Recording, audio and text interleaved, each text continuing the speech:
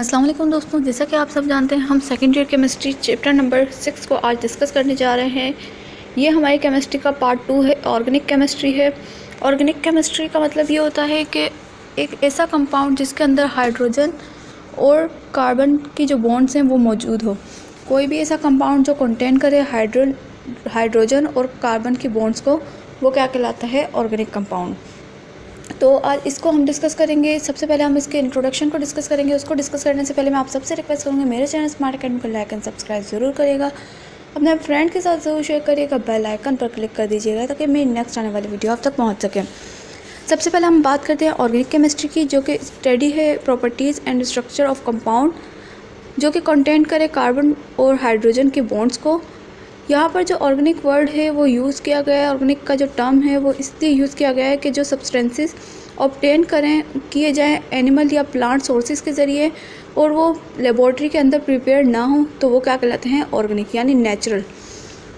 यहाँ पर जो वाइटल फोर्स थ्योरी थी वो रिक्वायर कर रही थी, जो इसके प्रोडक्शन के लिए रिक्वायर थी, वो ये जो थ्योरी थी इसको रिजेक्ट किया गया 19th सेंचुरी के अंदर। एक्सपेरिमेंट किए गए और ऑब्जर्वेशंस की गई नंबर ऑफ साइंटिस्ट ने। यहाँ पर एक साइंटिस्ट थे जर्मन के, एक यंग केमिस्ट थे वूलर के नाम से, वूलर उनका नाम था, और 1828 के अंदर उन्होंने प्रिपेयर किया यूरिया लेबॉर्ट्री के अंदर इन ऑर्गेनिक मटेरियल से। अमोनियम साइनेट को बॉयल किया वाटर के साथ, और यूरिया जो एक वेस्ट प्रोडक्ट था उसको मेटाबोलाइज किया और एक्सक्रीट करवाया थ्रू यूरिन।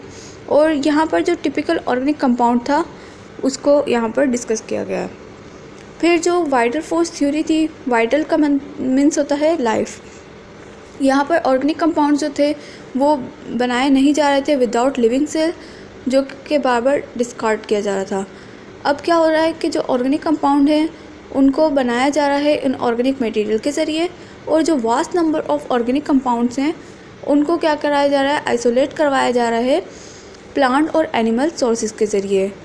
यहाँ पर जो सिंथेसाइज करवाया गया उसकी जो एग्जांपल थी रबड़ की, उसको आइसोलेट करवाया गया फ्रॉम लेटेक्स रबड़ प्लांट के ज़रिए।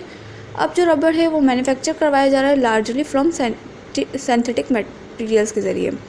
यहाँ पर एक कोकपुल साइंटिस्ट थे, इन्होंने 1865 के अंदर प्रूफ किया कि जो वैलेंसी ऑफ कार्बन है, 4 कार्बन जो है इनमें, वो क्या कर रहा है? जो कार्बन है उसके अंदर क्या होते हैं? 4 कार्बन के कंपाउंड्स होते हैं। इन्होंने इसको इस्टेब्लिश किया चेन स्ट्रक्चर के अंदर, जो कार्बन के कंपाउंड्स थे उनको, और जो रिंग स्ट्रक्चर था उसको बेंजीन का नाम दिया। और जो टिपिकल ऑर्गेनिक कंपाउंड्स थे, vast number of organic compounds के अंदर, उनको प्रिपेयर करवाया गया शॉर्ट पीरियड और यूनिक नेचर के साथ। जैसे कि ये जो कंपाउंड थे ये इनको ट्रीट करवाया गया और इनकी स्टडी को नाम दिया गया ऑर्गेनिक कंपाउंड्स की स्टडी को बिल्कुल एक सेपरेट कर दिया गया, और जो सेपरेटली जो कंपाउंड्स थे वो ड्राइव किए गए रेस्ट ऑफ एनिमल्स से।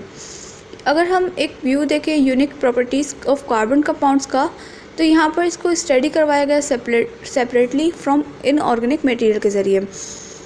कुछ जो ऑक्साइड्स थे ऑफ कार्बन, वो कार्बन मोनोऑक्साइड थे, कार्बन डाइऑक्साइड, और जो कॉम्प्लेक्स कंपाउंड थे उनको कंटेन करवाया गया मेटल कार्बन और मिलियन ऑफ ऑर्गेनिक कंपाउंड्स के ज़रिए, जो कि जाने जा रहे थे इसकी वजह से, इसकी एबिलिटी ऑफ जो कार्बन एटम्स थे उनकी बॉन्ड की वजह से।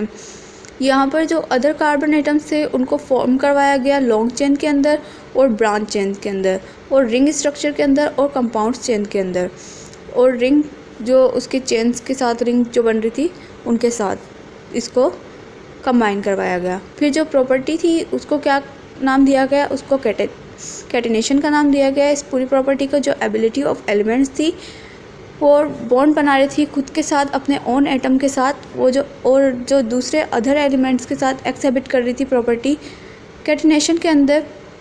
मगर जो कार्बन था वो क्या कर रहा था?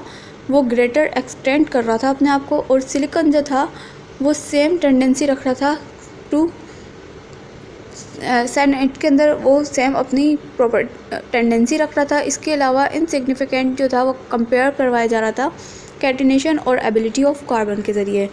यहाँ पर अगर हम बात करें natural sources of organic compounds की, तो यहाँ पर सबसे पहले जो mineral source of organic compounds है वो कोल है, नेचुरल गैस है, इसके अलावा पेट्रोलियम है। कोल यानी कोयला वगैरह, नेचुरल गैस जो नेचुरल तौर पे जो गैस आती है, सुई गैस वगैरह ये, और पेट्रोलियम यानी पेट्रोल वगैरह जो हम बाइक्स वगैरह में डालते हैं। यहाँ पर क्या हो रहा था कि जो प्लांट्स थे वो among natural sources of important जो ऑर्गेनिक कंपाउंड्स थे उनके ज़रिए क्या कर रहे थे, वो उनको इसके अंदर डिस्कस किया गया है। सबसे पहले अगर हम बात करें कोल की, तो जो बिटुमिनस और जो सॉफ्ट कोल था वो बहुत ज़्यादा इम्पोर्टेंट सोर्स रख रहा था ऑर्गेनिक कंपाउंड्स के अंदर। ये जो सब्जेक्ट था उसको डिस्ट्रक्टिव जो डिस्टिलेशन थी और प्रोडक्ट्स ऑफ इंडस्ट्रियल जो इम्पोर्टेंस थी उनको ऑब्टेन करने के लिए इसकी स्टडी की हमने। यहाँ पर अगर हम बात करें कोल की,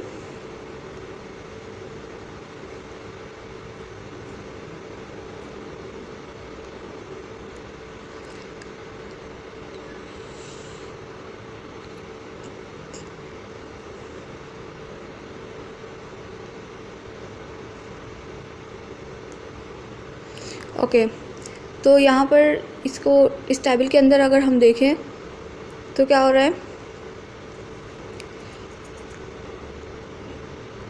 कि जो प्रोडक्ट है उनको ऑब्टेन करवाया जा रहा है डिस्ट्रक्टिव डिस्टिलेशन ऑफ कोल के ज़रिए।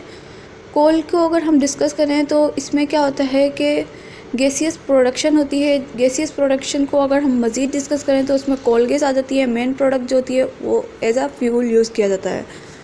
इसके अलावा अगर हम बात करें विस्कस लिक्विड की, विस्कस लिक्विड को अगर हम मज़ीद स्टडी करें तो उसके अंदर कोल तार आती है। ये एक गुड सोर्स है ऑफ 100 ऑर्गेनिक कंपाउंड्स की। यहाँ पर थर्ड नंबर पे अगर हम बात करें सॉलिड मटेरियल्स की, तो सॉलिड मटेरियल्स के अंदर जो कोक थे वो प्योर कार्बन के तौर पे यूज़ किया जाता है और रेड्यूसिंग एजेंट के तौर पर इंडस्ट्रीज़ वगैरह में भी यूज़ किया जाता है। अगर हम बात करें फ्रैक्शनल डिस्टिलेशन ऑफ कोल की, कोल तार की, तो ये जो कोल है वो डिस्ट्रक्टिवली जो है डिस्ट्रीब्यूट करवाई जा रही है 4 प्रिंसिपल्स ऑफ फ्रैक्शन के ज़रिए, जो कि ऑब्टेन करवाया जा रहा है कोल गैस के ज़रिए, कोल तार के ज़रिए, कोक वगैरह के ज़रिए और अमोनिकल लिक्विड्स के ज़रिए।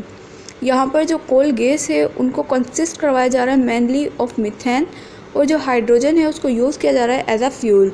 यहाँ पर जो कोक है वो फॉर्म कर रही है कार्बन को और यूज़ किया जा रहा है और मैन्युफैक्चर करवा रही है ऑफ आयरन और स्टील इंडस्ट्रीज़ वगैरह को। यहाँ पर अगर हम इसकी कंपोजिशन की बात करें कोल तार की, तो वो वेरियस डिपेंड करती है नेचर ऑफ कोल के ऊपर। जिस टाइप का कोल होगा उस पर डिपेंड कर रही है। यहाँ पर अगर हम कोल को कंपोज करें ऑफ वेरियस अमोरियस हाइड्रोकार्बन्स के अंदर, तो ये जो कंपोनेंट्स है वो सेपरेट करवाया जा रहा है by fractional distillation of coal tar. और ये क्या कर रहा है, इससे कैलकुलेट अगर हम करें कोल तार को, तो वो 100 किलोग्राम ऑफ कोल तार जो है वो यील्ड करती है 1 to 2 किलोग्राम ऑफ बेंजीन। यहाँ पर अगर हम नेचुरल गैस की बात करें तो नेचुरल गैस जो है वो क्या है, ये natural gas one of important source है सिंपल ऑर्गेनिक कंपाउंड्स की, स्पेशली जो मिथेन लाइक हैं उनकी। और ये जो इनको फाउंड करवाया जा रहा है सुई गैस इन पाकिस्तान, और जाने जा रहे हैं ये सुई गैस के तौर पे। यहाँ पर अगर हम इसकी मतलब ये कहाँ ये फाउंड प्लेसेस हैं उन पे अगर हम बात करें, तो इसकी कंपोजिशन ऑफ सुई गैस जो है मिथेन के अंदर ये 94.60% होती है। इथेन की अगर हम बात करें तो उसमें 1.05% होती है। प्रोपेन की अगर हम बात करें तो 0.28% होती है। ब्यूटेन की अगर हम बात करें तो उसमें 0.17% होती है। अगर हम बात करें नाइट्रोजन की, तो नाइट्रोजन के अंदर 3.88% होती है और कार्बन डाइऑक्साइड के अंदर 0.02% होती है। लास्ट अगर हम बात करें पेट्रोलियम की, तो पेट्रोलियम जो है वो एक रॉक ऑयल, लैटिन के अंदर रॉक ऑयल के तौर पे जाना जाता है।